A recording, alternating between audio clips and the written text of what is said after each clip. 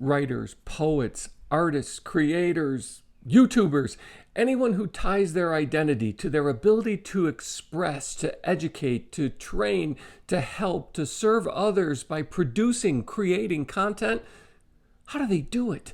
If you're like so many who sit and stare at a blank page, an empty canvas or a sketch pad, or stare into the camera lens, you face this problem. How can we increase our capacity, create more, and create more of better quality as well as quantity? What are you doing? I'm writing, like you'll be, when you start punching those keys.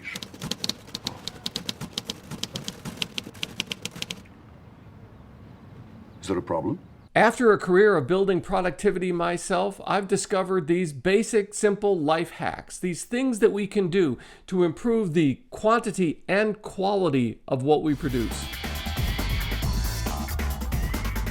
I'm James Callahan, and this is the Do-Over Show, where we turn blank pages and empty spaces into success by creating things out of nothing. So please, tap the like button, and let's get started looking at how we can, find ways to become more creative. And by the way, stick around to the end for a heart-to-heart about things, something in particular that can really change our lives, can change your life and your approach to creativity. So stick around to the end. Productivity hack number 1. Whatever it is we're going to do, write, compose, draw, create something, we should do that every single day to build the habit, to build the experience of adding that to our lives. Now, this is a little bit like the make your bed first thing in the morning approach, and that is about building that new habit. But making the bed every day isn't a great accomplishment, but it at least is an accomplishment. And at least you start your day with, success. Writing, drawing, practicing, creating, sharing, blogging every single day, even if it's just a little bit, begins to build the habit and the expectation that not only can you do it, but maybe you can get better at doing it. So create something to share on a blog or social media. And if you're comfortable with sharing it, send it to a friend or publish it publicly. There are dozens of places to do this. Now, most of us will struggle with that. Do I really want the world to see this yet? That'll get to the heart of the problem. I promise you, stick around to the end and we'll have that heart-to-heart. Move. Sit.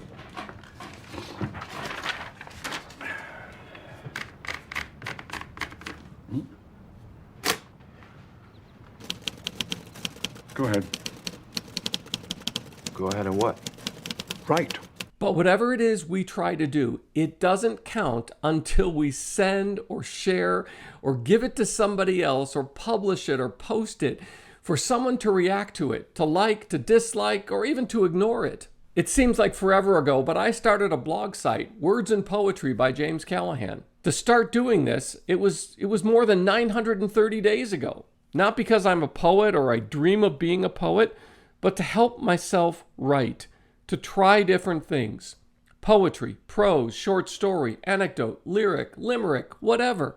And I publish on Words and Poetry every single day.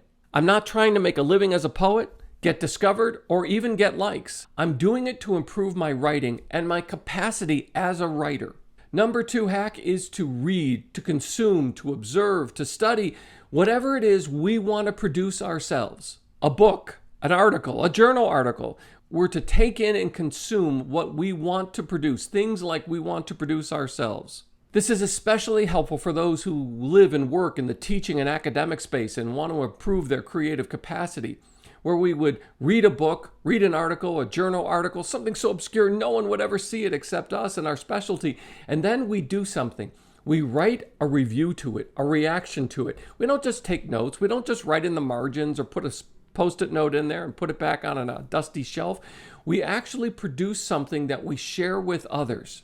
When I was in my PhD program, for a few years, I was a research assistant to a professor that produced annotated bibliographic articles. That is, he would read every book and article, scholarly publication on a given subject, and he would write an annotated bibliography, create it. Well, actually, I would put it together for him, but of hundreds and hundreds of books and articles on one topic, and then he would publish it in a library journal. But it taught me something. That is, it taught me that everything I take in needs to be purposeful. It needs to have an effect. It needs to influence others, or at least get me active in sharing that information with others. Now, that also means not just following sources and footnotes and endnotes down rabbit holes from which we never escape and become shelters for us to shield us from the big bad world of people who might not like what we produce. Hey, and it's at this point that we need to save ourselves, deliver ourselves from the lie, the heresy, that we'll never be able to produce something as good or good enough to share with others. Because when we do that, we become a dead end to the good things, the things that we're finding passion and experience in. Don't be a dead end for all those good things you want to take in and experience yourself. And this is a great way to jumpstart our creativity by embracing the things that we like and learning to experience and express the things that we like in our own way. Hey, by the way, I did a video about this, overcoming the problem of writer's block. You can check out that video here about how to cure writer's block. And the number 3 hack is called adverse practice. It means doing the things that we don't like to do. It's sort of like, the go to the gym advice, or eat your broccoli when you were a kid that you thought you escaped when you moved out of mom's house. But this adverse practice hack is about knocking down obstacles, barriers, and enemies, and all those things that someone told you that you would never be able to do. Or you started telling yourself that you were never going to be good enough to do. So do it. With a chip on your shoulder or trying to prove to the world that you actually can do those things. But remember, the people who told you that you would never amount to anything and couldn't do those things yourself, they won't be convinced when you actually do what it is that you want to do. And here's something important with this number 3 hack. Don't think that spending money on something, buying an online course or that fancy ass pencil or the journal that you just know is going to help you produce great things. Don't think that any of those things are going to help you increase your creativity. They're tricks. They're gimmicks. They work to sell us things, but not to improve the quantity and quality of what we produce. The upside of this is that we'll start to see that we can do some things that we never imagined were possible. But we'll never know unless we give it a try. We'll never know unless we try these things. Now, here's the truthiness part of increasing our creativity. That heart-to-heart, that thing that can really transform what's possible in our creative capacity. The reason we don't create, write, post, share like we want to is because of ego and excuses. We don't create more because most of the time we're sure people will judge, dislike, or even insult what we do. But the secret to creating a better quality of something is learning to create a better quantity of that thing. We will fail, we will stink, we will produce things that later we'll look on and we'll say, ooh, that's cringeworthy, that's embarrassing. Hey, over 900 daily posts on words and poetry. Don't you think there are a few things that I look back on and say, ooh? But if we're defeated by a blank page or an empty screen or journal or blog page because we're afraid it won't be good or good enough to be liked, well, then we've lost even before we've begun. But hey, here's my question. Why don't people teach us this? When we were young, when we were experiencing creativity, and when we were encouraged to be creative during our college years or in our early professional life, why didn't people stand up and say, you're going to fail, you're going to do this, but you need to try and build these habits? When you go up to a writer or an artist or a composer and you look at them with those longing eyes and you say, oh, I could never do what you do. And they just nod and agree and they say yes, because what they're really in, it's their ego talking. They're just looking at you saying, you're right, you're not me, you can't do this. Now, about this professor of yours. How did it feel having him tell you what you can't do? Like he knew he was better than me. And by the way, when they look at us condescendingly and say, well, yes, sometimes I'm just talented, I'm born with it.